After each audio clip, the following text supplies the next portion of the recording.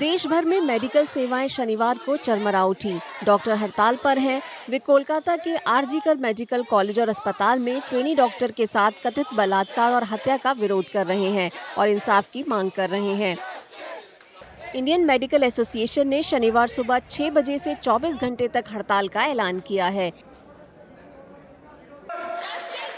दिल्ली के सरकारी अस्पतालों के डॉक्टरों ने वारदात के विरोध में पूरे शहर में मार्च किया और कैंडल लाइट जुलूस निकाला। ये स्ट्राइक जारी रखेंगे ताकि ये जो केस है उसमें जस्टिस आए, है ना, हम वही चाहते हैं। बाकी जो भी है वो आगे देखा जाएगा, देखते हैं। हम सिर्फ अपनी प्रोटेक्शन के लिए एक एक्ट ही तो मांग रहे हैं। As doctors we give so much of ourselves to the country, to the people. Don't we deserve this in return? The government should see our plight. The government should do something for us. Srinagar में doctor हड़ताल में हिस्सा लेने के लिए सरकारी medical college में जमा हुए।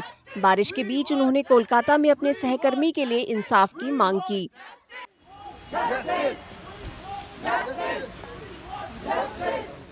We actually gathered in support of Indian Medical Association, who have given call to respect and to demand justice of a girl who was raped on duty.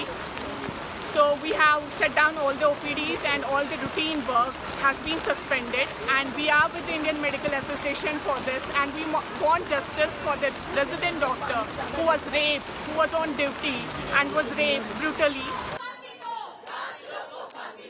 Vadodara और राजकोट सहित गुजरात के कई शहरों में डॉक्टरों ने ओपीडी बंद रखा। उन्होंने डॉक्टरों की सुरक्षा के लिए कानून बनाने की मांग की। રાજકોટ આઈએમએ દ્વારા હડતાલ કરવામાં આવી છે। સમગ્ર રાજકોટે ખૂબ સખત વિરોધ આ બાબતે નોંધાવ્યો છે।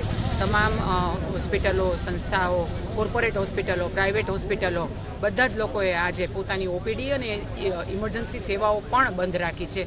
कहीं भी किसी भी वर्क प्लेस पे कहीं पे भी कोई अच्छा एक लॉ बनना चाहिए for protection of female as well as protection of doctors specially on work place. I'm not speaking this as a female, I'm not speaking this as a doctor, I'm speaking this as a human. ये जो भी हुआ है उन्होंने basically घर में घुस के मारा है। फर्क सिर्फ इतना है कि वो घर आज हमारा नहीं था, कल हमारा होगा। हो सकता है, नहीं बोल रही हूँ, कल ये हमारा घर होगा। हड़ताल में देश भर के सरकारी और कुछ निजी अस्पतालों के जूनियर और सीनियर डॉक्टरों ने भी हिस्सा लिया। झारखंड की राजधानी रांची में डॉक्टरों ने आरोपितों को कड़ी सजा देने की मांग की।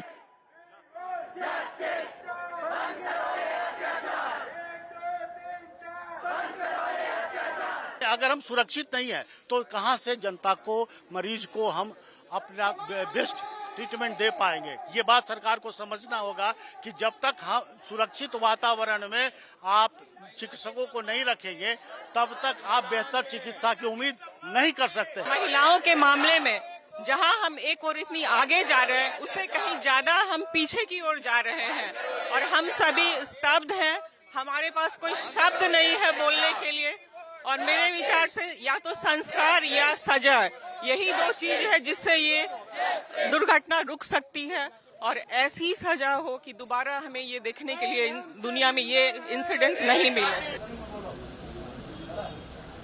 असम के डिब्रूगढ़ में डॉक्टरों ने बेहतर बुनियादी ढांचे और सुरक्षा की मांग की। उन्होंने कहा कि ढंग से कामकाज के लिए बुनियादी जरूरतें पूरी करनी ही होंगी।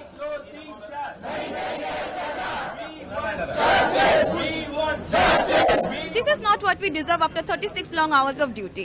This is not what we have worked for all these years and studied for all these years.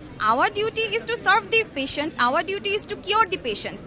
But in return, we should also be served with security and safety. And even if something happens, then justice should be served. The incident that happened, that was because of the poor infrastructure over there. So we have to make a better infrastructure in our college in aspect of the making doctors room. It's not about just doctors room. We are fighting for all. So doctors room along with nursing stations, nursing room, and also paramedical staffs, everyone, their safety is also of utmost importance. Chandigarh में post graduate institute of medical education and research में डॉक्टरों का विरोध शनिवार को छठे दिन भी जारी रहा।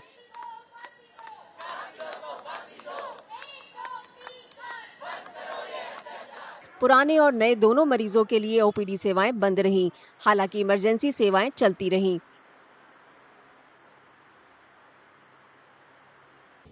आंध्र प्रदेश, तेलंगाना, तमिलनाडु और केरल समेत कई राज्यों में भी हड़ताल का असर देखने को मिला।